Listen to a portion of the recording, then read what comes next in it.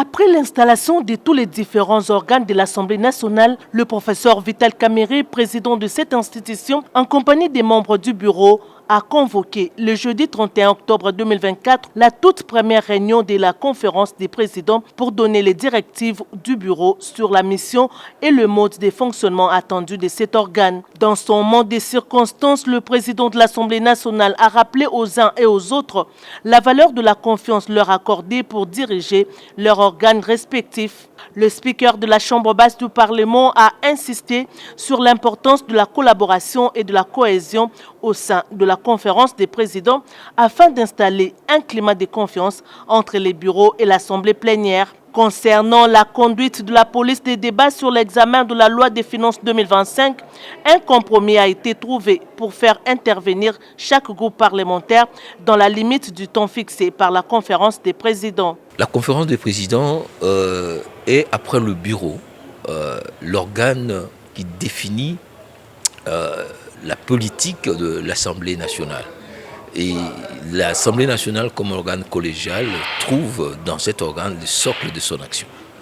Tout doit être discuté au niveau de la conférence des présidents, qui est en même temps l'émanation de groupes politiques de l'Assemblée et en même temps de groupes de travail qui sont les commissions.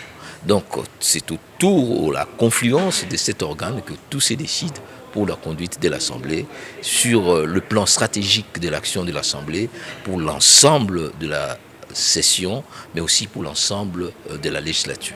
Les députés nationaux du Grand Équateur ont émis les vœux de s'entretenir avec le speaker de la Chambre basse du Parlement avant de se soumettre à l'exercice du débat en rapport avec la plénière.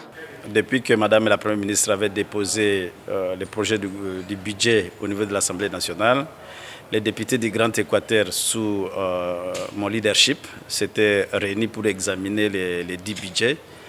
Et ce matin, nous avons tiré la conclusion que l'espace Grand Équateur est le plus grand oublié de ce budget. Voilà pourquoi les députés avaient estimé de rencontrer le numéro 1 de l'Assemblée nationale pour exprimer ses regrets, ses mécontentements. Et Dieu merci, le président de l'Assemblée nationale, Vital Kamerhe, a accepté de nous recevoir. Il nous a vraiment écoutés et il a calmé la tension qu'il y avait entre les députés de l'espace Grand Équateur. Et il nous a demandé de préparer un mémo à lui soumettre et à soumettre aussi à l'ECOFIN. Nous allons participer au débat tout à l'heure et nous allons intervenir. Le débat sur le projet de loi des finances 2025 est donc lancé en plénière avec espoir de réajuster les lignes budgétaires pour répondre aux attentes majeures de la population, notamment sur la rémunération, l'éducation, la santé, les infrastructures et les sociales en général.